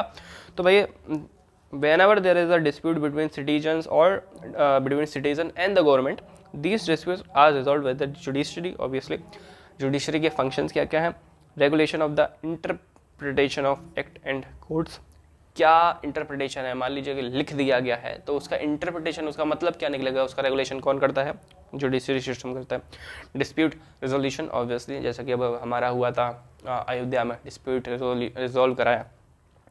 Promotion of fairness among citizens of the land, यानी कि फेयरनेस को प्रमोट करना भी इसका एक फंक्शन है। हायरार्की ऑफ कोर्ट, सबसे पहले ऊपर कौन आया? Supreme court, which is at the top, followed by high courts, उसके बाद डिस्ट्रिक्ट कोर्ट्स, ठीक है। Decision of a high court is, अच्छे से सुनो, decision of a high court are binding in the respective state only but persuasive in other state, यानी कि दूसरा जो स्टेट है वो भी उसे उदाहरण के तौर पे उसे परसुएट कर सकता है, लेकिन ऐसा नहीं कि वो उस पर अप्लाई हो गया। लखनऊ हाई कोर्ट का, इलाहाबाद हाई कोर्ट का सॉरी, कोई अगर डिसीजन है वो तो बॉम्बे हाई कोर्ट पे एप्लीकेबल नहीं है, ठीक है। हर एक स्टेट में एक हाई कोर्ट होता है, लेकिन इंडिया में 6 ऐसे स्टेट हैं जो हाई कोर्ट्स को शेयर करते हैं बेसिकली, वो मैं आपको आगे बताऊंगा, ठीक है। तो आर्टिकल 141 फिर आ गया यहाँ पे, ठीक है। इस द आर्टिकल 141 में लिखा हुआ है कि decision of the supreme court are binding on all high court under article 141, यानी कि जैसे कि उसमें लिखा हुआ था सुप्रीम कोर्ट का जो भी डिसीजन होगा वो इंडियन टेरिटरी में बाइंडिंग होगा, तो वो भी आर्टिकल 141 में है। और सारे हाई कोर्ट्स भी इंडियन बाउंड्रीज के अंदर ही आते हैं, तो भाई 141 में वो भी है, ठीक है।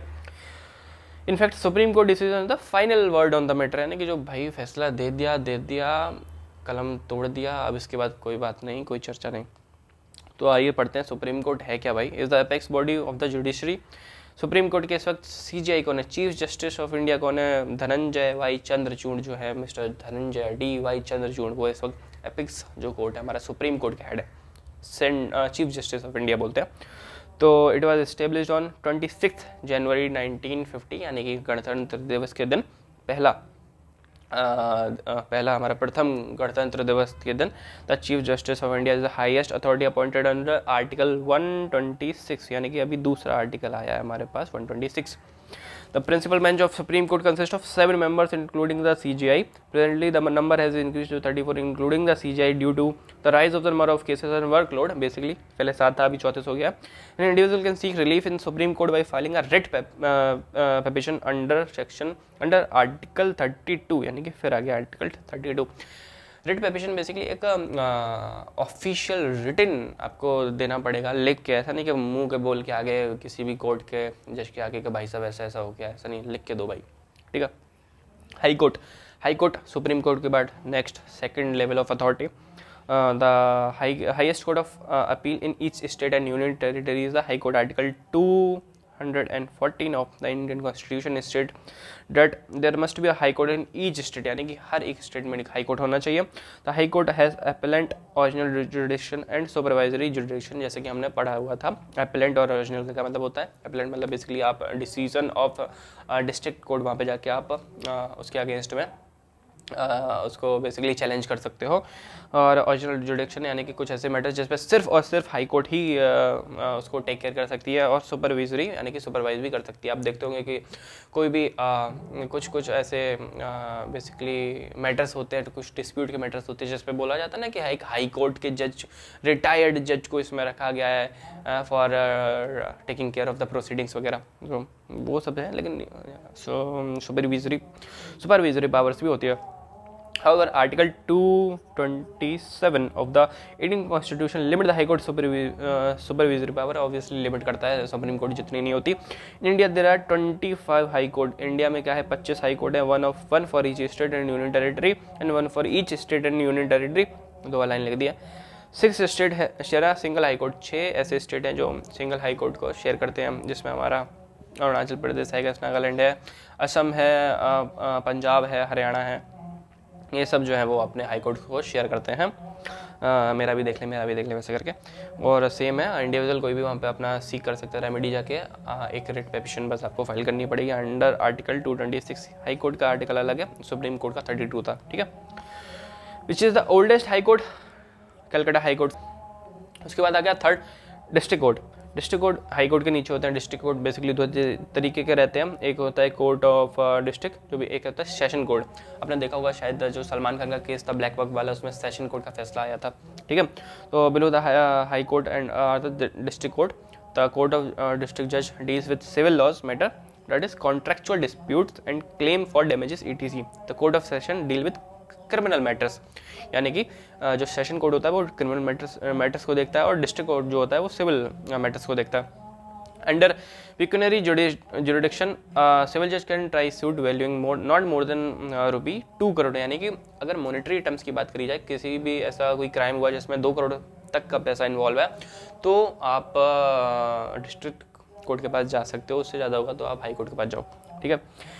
Jurisdiction means the power to control. Obviously, court get territorial jurisdiction based on the area covered by them. एक कोर्ट का जो फैसला होता है वो एक एरिया में ही अप्लाई होता है, ऐसा नहीं कि पटना का जो फैसला है वो मुंबई पे अप्लाई हो जाएगा डिस्ट्रिक्ट कोर्ट का। Cases are decided based on the local limit within which the parties reside or the parties under dispute is situated. ये बात याद रखना, local limit within which the parties are resides or the property under dispute is situated. उसके बाद होता है कुछ metropolitan courts होते हैं, बड़ी बड़ी सिटीज़ के अपने कुछ मेट्रोपॉलिटन कोर्ट्स होते हैं, are established in metropolitan cities in consultation with high court where the population is 10 lakh और मोर। हाई कोर्ट के कंसल्टेशन के बाद बेसिकली इनको फॉर्म करा जाता है, जिसके मुंबई में है। तो chief metropolitan magistrate has power as chief judicial magistrate and metropolitan magistrate has the power as the court of magistrate of the first class। बस थोड़ा सा पढ़ लो इसको, ज़्यादा इतना मगअप करने की ज़रूरत नहीं है। तो हमारे 4 हो गए स्ट्रक्चर ऑफ इंडियन जुडिशरी, जिसमें पहला हो गया supreme court, high court, district court and metropolitan courts. आइए कुछ MCQ क्वेश्चन है, इनको जल्दी जल्दी से टिक मार के पढ़ लेते हैं, और मैंने सॉरी पहले से ही टिक मार रखा है। A chartered accountant should be aware of law because he has to advise management, जो सही है उसी को पढ़ते हैं। He has to advise management and client on legal matters obviously. Which of the following is not a main source of law? Parliament is a source of law, हमने पढ़ा था। स्टेट असेंबली बनाती है कॉन्स्टिट्यूशन, तो हमारा main source है भाई legal text book. कोई कानून की किताब हमारा कभी भी सोर्स नहीं हो सकता भाई साहब। किताब लिख दी है मैंने, तो क्या वो मैंने कोई कानून की किताब लिख दी, मेरे घर में ऐसा ऐसा होता है, तो क्या वो देश के लॉ पे एप्लीकेबल हो जाएगा? नहीं। In India we follow the federal system of government, this means power are distributed within centre and state, powers are distributed, ठीक है। Constitution of India was adopted in obviously 1950 में, 1947 में आज़ादी मिली, 1950 में 26 जनवरी को हमारा अडॉप्ट किया गया। Income tax act central list के अंडर आता है, बिकॉज सेंट्रल गवर्नमेंट इसको गवर्न करती है, 50वां लिखा था ऊपर। The law govern concern with violation of the rules, obviously violation of rules यानी कि क्रिमिनल लॉ, ठीक है। Which of the following is not an example of civil law? Breach of contract is a civil law, non delivery of good is a civil law, traffic offence, traffic पे किसी को मार के चलेगा, is a criminal law, ठीक है।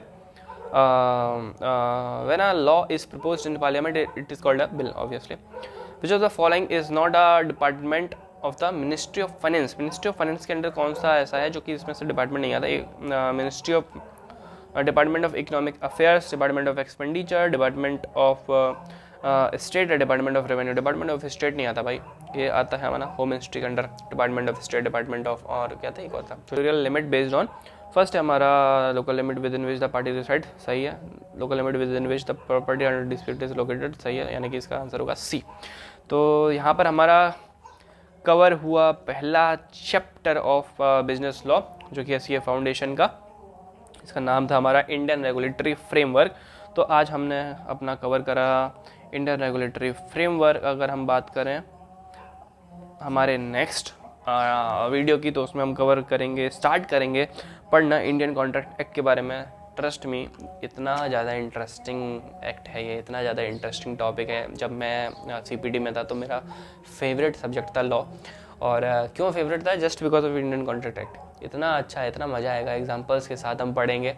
और जैसे कि हमने इसमें भी थोड़े बहुत एग्जांपल तो कंसिडर करे ही, जैसे कि सेशन कोड का था, सलमान खान का देखा, या इंसॉल्वेंसी एंड बैंकरप्सी का था, तो विजय माल्या वगैरह का एग्जाम्पल या बस। लेकिन इंडियन कॉन्ट्रैक्ट एक्ट में इतना ज़्यादा एक्सपोजर मिलता है ना एग्जांपल्स लेने का, तो बहुत मज़ा आने वाला है। तो आई होप आपको ये वीडियो पसंद आई होगी। बने रहिए मेरे चैनल के साथ, हम लोग साथ ही साथ अपना पूरा टॉपिक कवर करेंगे सीए फाउंडेशन बिजनेस लॉ का, और साथ ही साथ मैं देखता हूँ कुछ और भी अगर मेरे को लगेगा रेलिवेंट, तो टॉपिक के बियॉन्ड भी मैं आपको चीज़ें बताता रहूँगा। और हमेशा याद रखिएगा, जैसा कि मैंने आपको बता दिया, आप इस कोर्स में आपकी स्टार्टिंग है ये, ठीक है।